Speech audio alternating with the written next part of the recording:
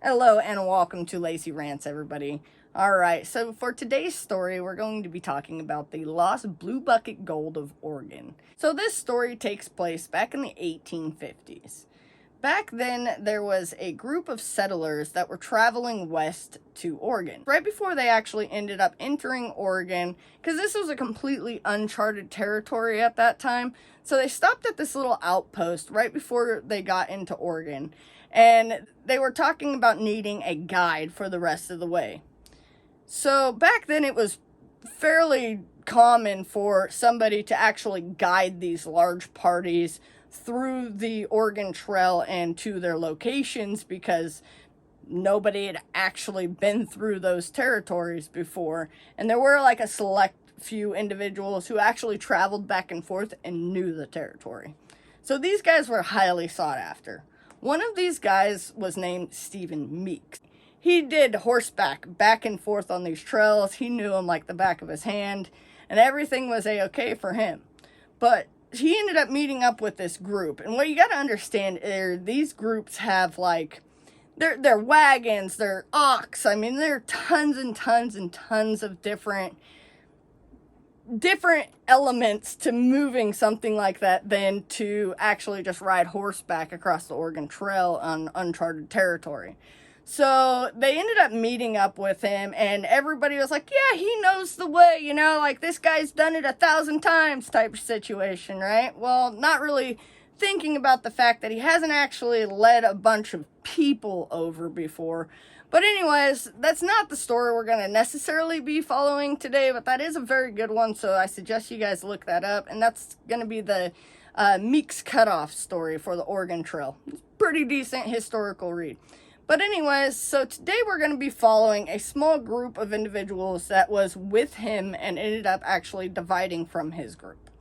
So they ended up meeting up with Stephen, and once they actually got to Oregon, there was a death. And so they ended up burying this guy. And back then what they used to do is they would take like the old wagon wheels and things like that weren't being used, and they would put them over the grave, and then they would or over the body in the grave, and then they would bury it. And so what this would do is it would prevent animals from like digging up the remains and so on and so forth.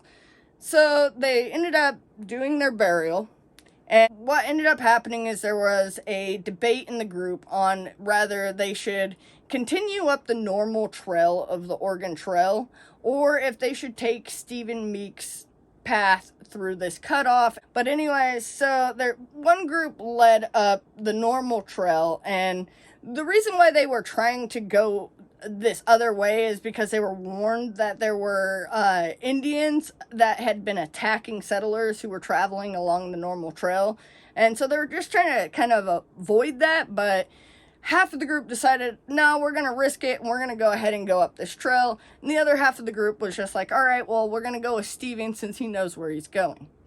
So they end up splitting off. So we're going to follow the group that actually goes with Stephen Meeks. But like I said, we're not going to follow that story all the way through.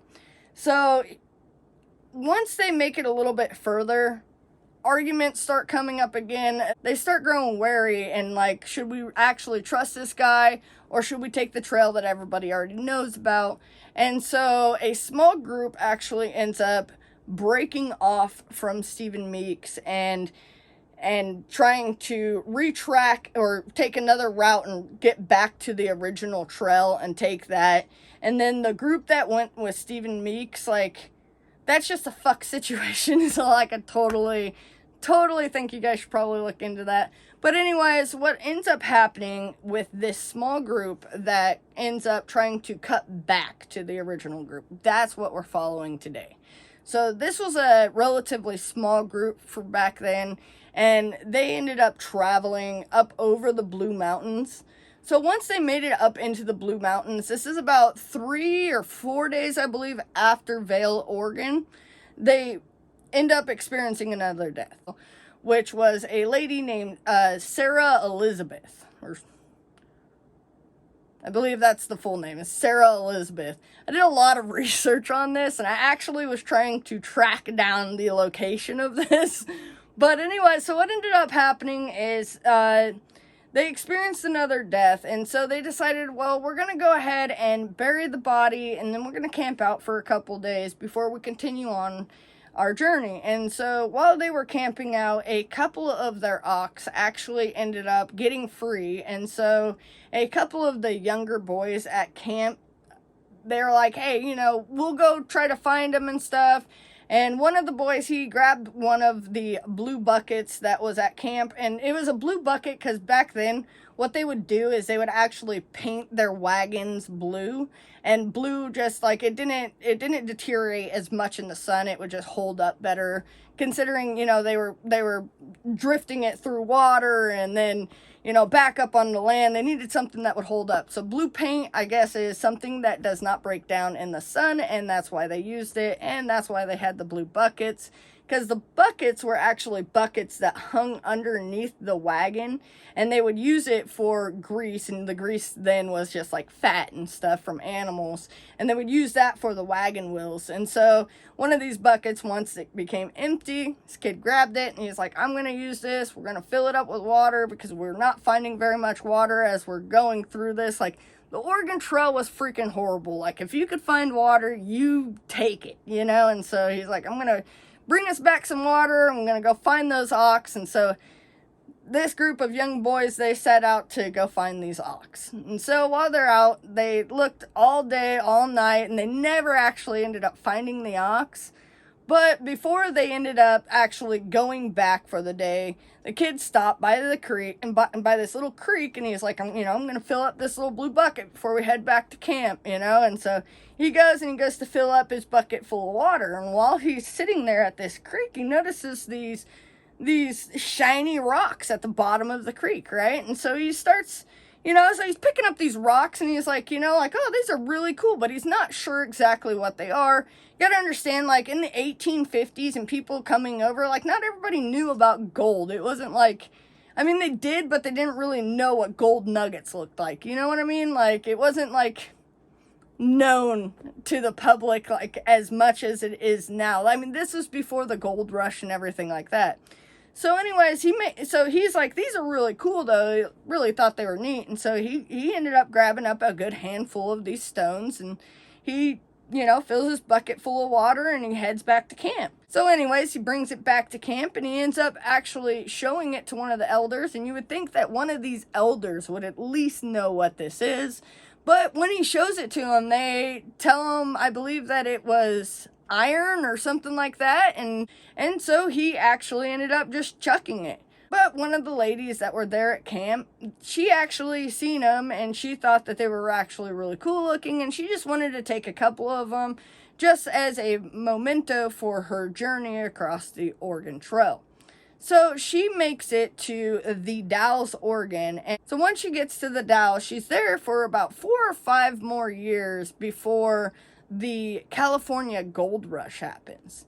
And so when the California Gold Rush happened, California was bombarded with people, but California wasn't the only one. Gold hunters from everywhere were just finding out that there was gold in California, so why wouldn't there be gold in Oregon? So this led to a lot of people flocking to Oregon as well and trying to find gold. And so what ended up happening is a lot of gold was coming through the Dalles, Oregon, and to the point where, like, they were buying things in gold powder. Like, there was nothing in the 1850s for less than $1. Like, that is outrageous to think about. Like, in the 1850s, like, that, the exchange rate for that is just nuts. It's like $10 or more today. Outrageous. But anyways, during this time, goldsmiths and things like that were popping up all over the place.